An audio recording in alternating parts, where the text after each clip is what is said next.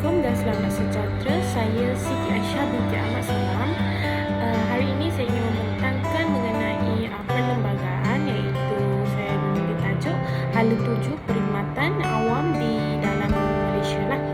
Iaitu definisi bagi Hala 7 Perkhidmatan Awam di Malaysia ialah sesebuah negara iaitu era globalisasi yang mempunyai semakin konflik dan mencabar mengikut perubahan dan pembangunan pesat teknologi, budaya dan landscape geografi yang ianya semakin dekat jaraknya akibat pendigital dan teknologi internet yang semakin mengambil alih oleh perhubungan komunikasi.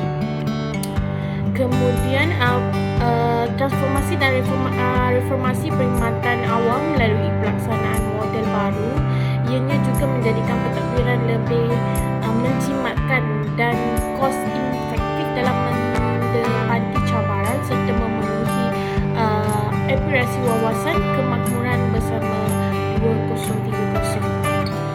Kemudian kita lanjutkan kepada teori dan konsep perkhidmatan awam. Menurut Gordon Milakovic, iaitu pada tahun 1995, ianya satu perkhidmatan atau pentadbiran awam mempunyai tindakan implementasi yang dibuat oleh kepimpinan pengubal dasar merupakan tindakan pelaksanaan dan polisi kerajaan. Contohnya, pihak kerajaan tidak mencampuri hal ehwal politik negara tetangga juga merupakan dasar hubungan diplomatik dan tidak campur tangan dengan negara luar. Kemudian perkhidmatan awam di Malaysia ia juga melibatkan urus takbir pemerintahan dan menguruskan permasalahan dalam cabaran mewakili suara rakyat dalam hubungan diplomasi dengan negara luar, iaitu termasuklah pembangunan modal insan, penyampaian perkhidmatan, perlindungan keselamatan, pendidikan serta dan hubungan luar progresif dan dinamik. Ianya juga mempunyai cabaran dan ancaman terhadap organisasi pembuat dasar, iaitu kerajaan datang anasir dalaman dan juga luaran boleh mengugat keselamatan negara dan juga identiti serta imej organisasi. Ianya juga berkaitan dengan isu etika, moral serta integriti. Kemudian kita masuk dalam sektor pentadbiran awam. Sektor pentadbiran awam dalam Malaysia boleh dikategorikan kepada dua, iaitu pentadbiran peringkat persekutuan dan pentadbiran peringkat negeri.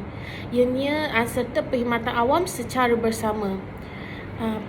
Yang kedua, peringkat persekutuan diketuai oleh Perdana Menteri Malaysia dan dibantu oleh Ketua Setiausaha Negara yang mentadbir serta memantau perjalanan urus tadbir perkhidmatan awam. Kementerian ini diwujudkan di bawah pentadbiran diwakili oleh Menteri yang dilantik oleh Ketua Setiausaha Kementerian. Manakala bagi pentadbiran peringkat negeri diketuai oleh Menteri Besar atau Ketua Menteri dan dengan dibantu oleh Exco negeri yang memegang portfolio.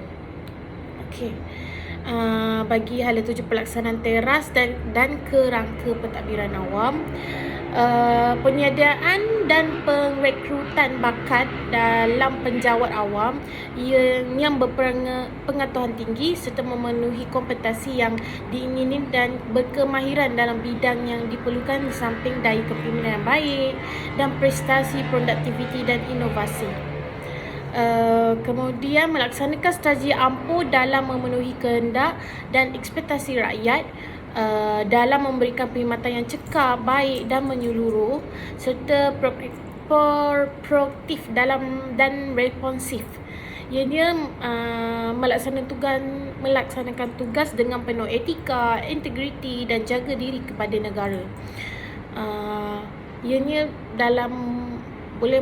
boleh dimasukkan dalam memperkasa kecekapan perkhidmatan dan ketulusan urus takbir perkhidmatan di setiap peringkat, Kemudian meningkatkan integriti dan accountability serta pengurusan kewangan berhemah. Ianya juga meningkatkan kualiti pencapaian perkhidmatan awam. Okay. So, cadangan bagi hal tuju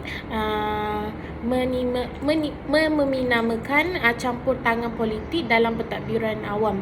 Ianya seharusnya merealisasikan teori komplementari politik dan pentadbiran di mana kedua entiti saling menyokong antara satu sama lain dan juga bukannya menjadi director dalam mengganggu dan mencampuri peranan dan tugasan yang dilaksanakan. Kemudian cadangan yang kedua menilai dan menstruktur semula organisasi berdasarkan keperluan kritikal dan mengelakkan pertindihan tugas dan kuasa serta penggunaan sumber manusia yang tidak sewajarnya. Seterusnya, cadangan yang kita berikan ketekalan dan ketegasan memerangi salah laku dan rasuah. Perlu mendaya upaya iltizam dan tekad politik yang kuat serta tidak melibatkan pendakwaan terpilih sahaja oleh Suruhanjaya Rasuah dan SPRM hendaklah bebas daripada rasuah yang ditandangkan ini.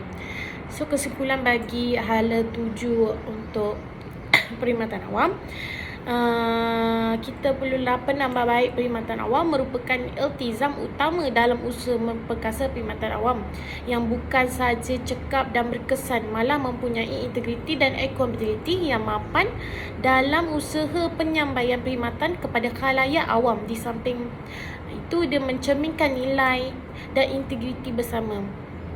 Ia adalah suatu proses yang dinamik dan serta berterusan.